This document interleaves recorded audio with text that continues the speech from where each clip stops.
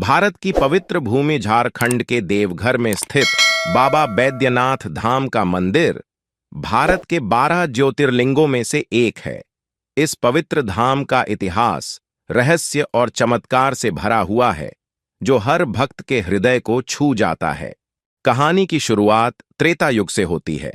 राक्षस राज रावण, जिसने अपनी तपस्या और भक्ति से देवताओं को हिला दिया था, वह शिव जी का परम भक्त था।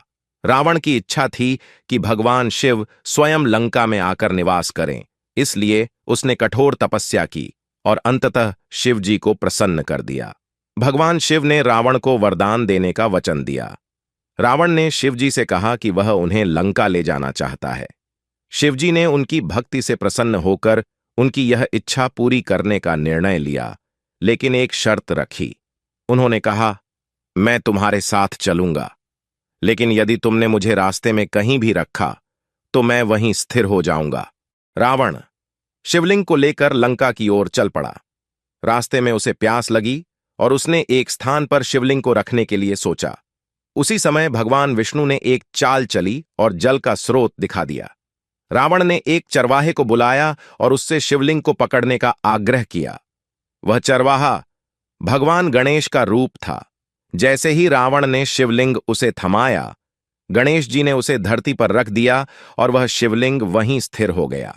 रावण ने शिवलिंग को उठाने की बहुत कोशिश की, लेकिन वह असफल रहा।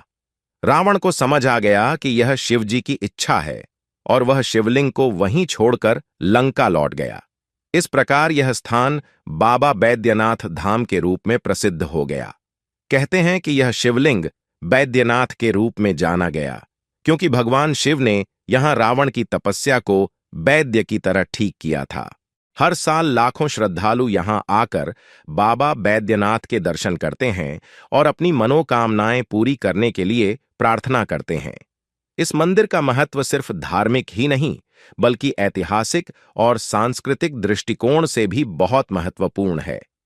भक्त यहां आकर खुद को भगवान शिव के चरणों में समर्पित कर देते हैं और बाबा बैद्यनाथ धाम की इस अद्भुत कथा को सुनकर उनकी भक्ति और आस्था और भी प्रगाढ़ हो जाती है।